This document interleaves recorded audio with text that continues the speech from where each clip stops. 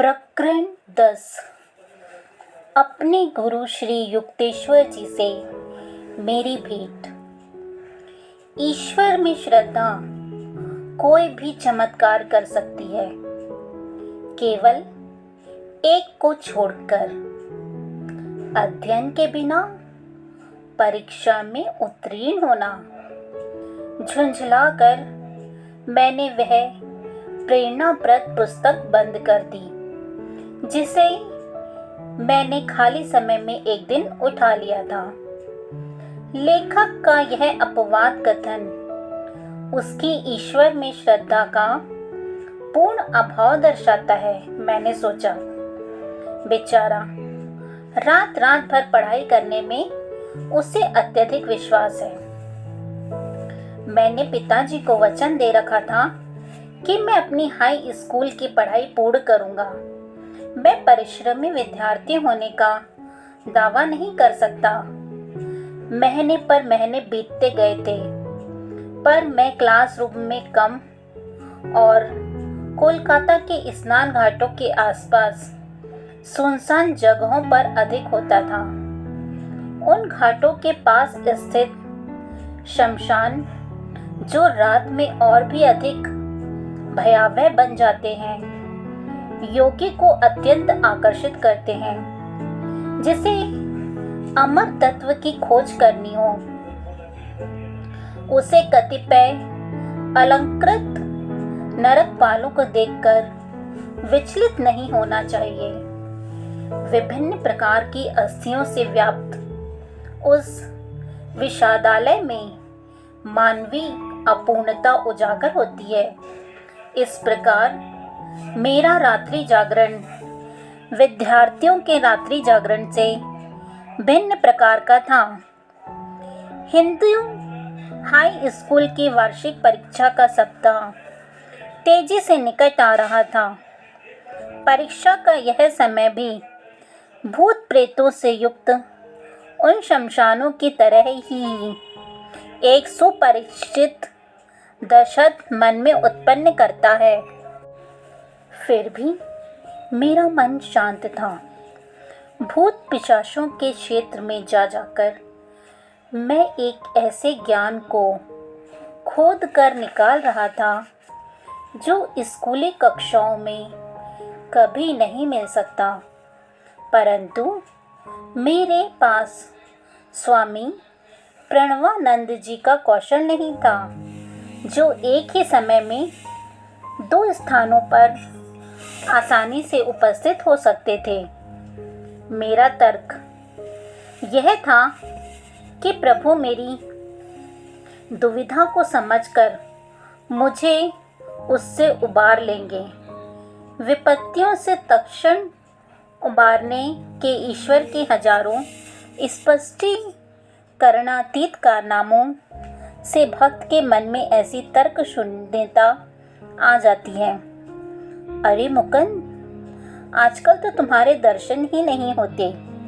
एक दिन अपराह्न गढ़ पार रोड पर मेरी ही कक्षा के एक सहपाठी से अचानक भेंट हुई तो उसने मुझसे कहा, ओहो नंतू, लगता है स्कूल में मेरी अनुपस्थिति ने मुझे निश्चित तौर पर कठिन परिस्थिति में डाल दिया है। मैंने उसकी स्नेहपूर्ण दृष्टि के आगे अपने हृदय का भार हल्का किया। नंतू, जो एक तीक्ष्ण बुद्धि छात्र था, दिल खोलकर हंसने लगा। आखिर मेरी परिस्थिति भी हास्यजनक ही थी। वार्षिक परीक्षा के लिए तो तुम बिल्कुल भी तैयार नहीं हो, उसने कहा। लगता है अब मुझे ही तुम्हारी सहायता करनी होगी। नंतू के ये सहज सरल शब्द दैवीय आश्वासन बनकर मेरे कानों में उतरे। तत्परता के साथ मैं उसके घर गया। परीक्षा में जिन प्रश्नों के पूछे जाने की संभावना उसे प्रतीत हो रही थी, उनके उत्तर उसने मुझे समझा दिए। ये प्रश्न ऐसे दाने हैं जो अनेक भोले भाले विद्यार्थियों को परीक्षा के जाल में फंसा लेंगे। मेरे उत्तरों को ठीक से याद करोगे तो तुम उस जाल से सही सलामत निकल जाओगे। जब मैं उसके घर से निकला तब काफ़ी रात बीत गई थी। उधार की विद्वता से लबालब भरा हुआ मैं पूरे भक्ति भाव के साथ प्रार्थना कर रहा था कि अगले कुछ संकटपूर्ण दिनों में वह पांडित्य मुझ में बना रहे। मुझे अपने विभिन्न विषयों में नंदू ने परीक्षा के लिए तैयार कर दिया था, परंतु समयाभाव के कारण संस्कृत को भूल गया था। मैंने उत्कटता पूर्वक भगवान को इस भूल की याद दिला दी। दूसरे दिन प्रातःकाल में चलते कदमों की लय पर अपना नया ज्ञान आत्मसात करता हुआ सैर कर रहा था।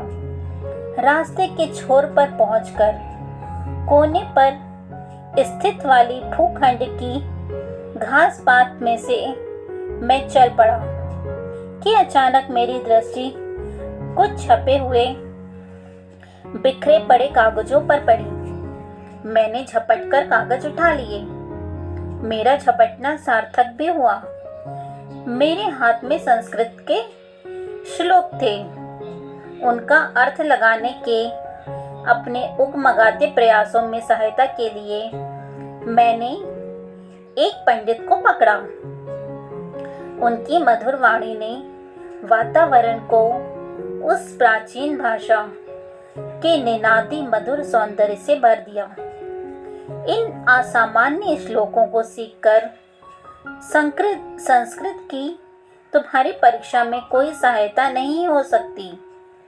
पंडित ने उन श्लोकों को निश्चय पूर्वक मेरे लिए बेकार ठहराया, परंतु उन श्लोकों का अर्थ जानने के कारण ही दूसरे दिन मैं संस्कृत की परीक्षा में पास हो सका।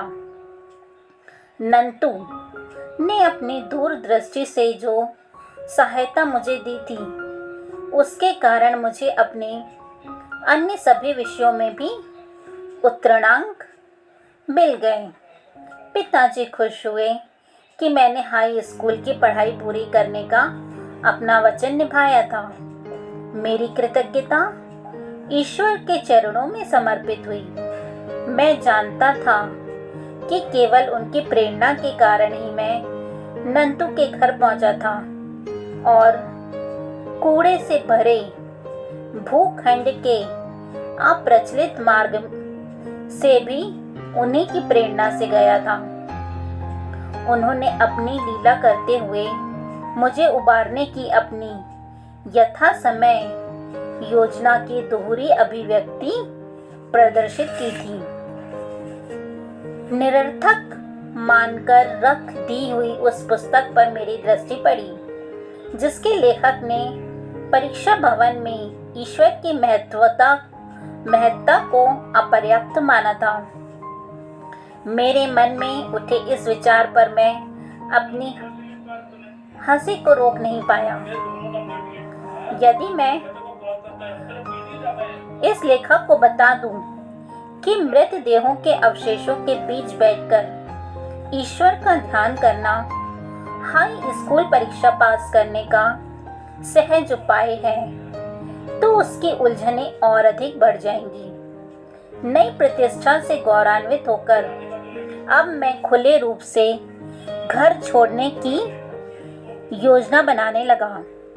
अपने एक समवयस्क मित्र जितेंद्र मजूमदार के साथ वाराणसी के एक आश्रम श्री भारत धर्म महामंडल में जाकर रहने का और वहां आध्यात्मिक शिक्षा ग्रहण करने का मैंने निश्चय किया। अपने परिवार से वियोग की कल्पना एक दिन गहरा विषाद बनकर मुझ पर छा गई। माँ के स्वर्गवास के बाद मेरे दो छोटे भाइयों सनंद और विष्णु तथा सबसे छोटी बहन थामू के लिए विशेष रूप से मेरा प्रेम तीव्र हो गया था।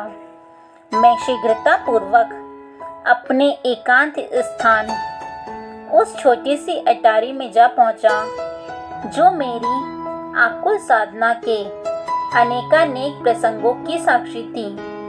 2 घंटों के अश्रुपात के बाद मैंने अपने में एक अपूर्व परिवर्तन अनुभव किया, जैसे किसी चमत्कारी परिष्कारक तत्व से मेरा अंतर धुलकर एकदम साफ हो गया हो।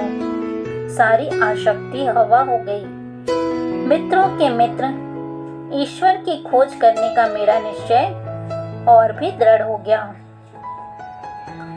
मैं तुमसे आखिरी बार अनुरोध करता हूँ। मैं पिताजी के समक्ष उनका आशीर्वाद लेने के लिए खड़ा था। तब उन्होंने मर्माहत होकर कहा, मेरा और अपने शोकाकुल भाई बहनों का त्याग मत करो। पूज्य पिताजी, मैं आपके प्रति अपने प्रेम को किन शब्दों में व्यक्त कर सकता हूँ, परंतु उस परम पिता के लिए मेरा प्रेम उससे भी बढ़कर है, जिसने मुझे इस लोक में आप जैसा आदर्श पिता प्रदान किया। मुझे जाने दीजिए, ताकि मैं किसी दिन अधिक दिव्य ज्ञान के साथ आपके पास लौट सकूं। पिताजी की अनिच्छापूर्ण स्वीकृति के साथ मैं वाराणसी के आश्रम में पहले ही पहुंच चुके जितेंद्र के साथ होने के लिए निकल पड़ा। वहां पहुंचने पर आश्रम के युवा अधिपति स्वामी दयानंद जी ने हृदय पूर्वक मेरा स्वागत किया। लंबे छरहरे बदन के चिंतनशील मुखाकृति वाले स्वामी जी के प्रति मेरे मन में अनुकूल धारणा उत्पन्न हुई। उनकी गौर वर्ण मुखाकृति पर बुद्धि समान भाव था। मुझे यह देखकर खुशी हुई कि मेरे इस नए घर में भी एक अटारी थी। भोर और प्रातःकाल का समय मैं वहीं व्यतीत करने लगा। आश्रम वासियों को ध्यानाभ्यास का अत्यल्प ज्ञान था, अतः उनका विचार था कि मुझे अपना सारा समय आश्रम के प्रबंधात्मक कार्यों में लगाना चाहिए। अपराह्न उनके कार्यालय में मैं जो काम करता था उसके लिए वे मेरी सराहना करते थे।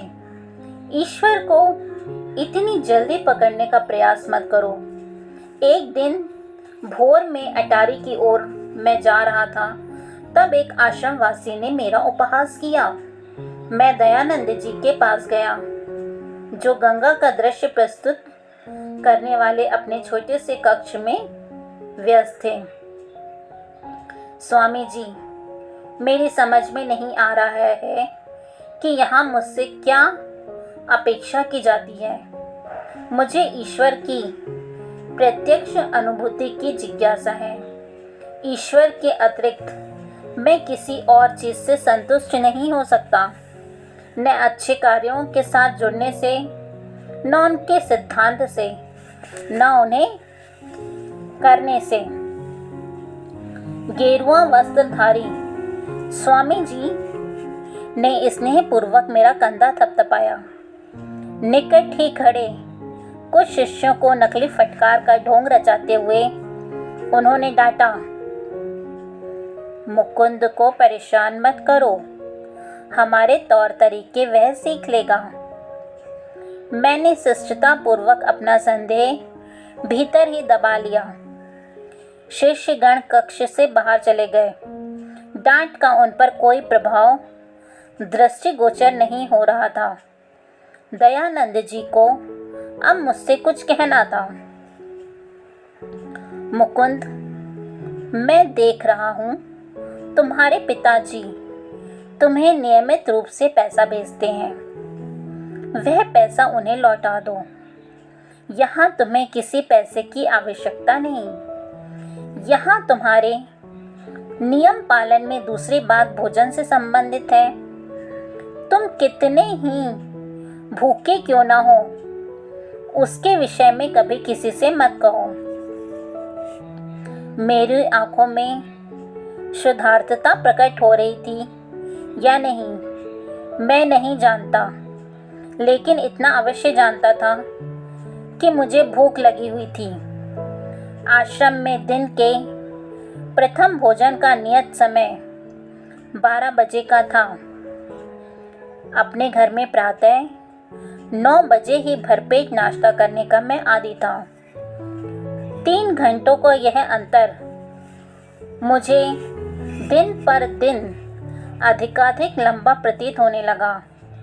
कोलकाता के वे दिन अब चले गए थे जब 10 मिनट की देरी के लिए भी मैं रसोइये पर बरस पड़ता था। अब मैं अपनी भूख को नियंत्रित करने की चेष्टा करने लगा। मैंने 24 घंटे का उपवास पूरा किया। दुगने चाव और उत्कंठा के साथ मैं दूसरे दिन के मध्याह्न की प्रतीक्षा करने लगा। दयानंद जी की ट्रेन विलंब से चल रही है, उनके आने तक भोजन नहीं होगा। जितेंद्र ने आकर यह दारुण वार्ता मुझे सुनाई।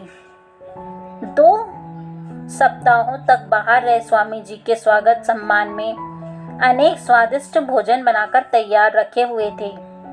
उनकी भूख बढ़ाने वाली सुगंध से वातावरण भर गया था। निगलने के लिए और कुछ भी ना मिल पाने के कारण अब मैं बीते हुए कल के उपवास के दंभ के अतिरिक्त और निगल ही क्या सकता था। हे प्रभु, कुछ ऐसा करो कि ट्रेन जल्दी आ जाए। मैंने सोचा किसी के पास भूख का जिक्र ना करने की जो निषेधाज्ञा दयानंद जी ने मुझे दे रखी थी, उसमें अवश्य ही वह परमदाता तो शामिल नहीं होगा, परंतु उस परमदाता का ध्यान भी उस समय कहीं और था। घड़ी मंथर गति से घंटों पर घंटे दर्शाती गई।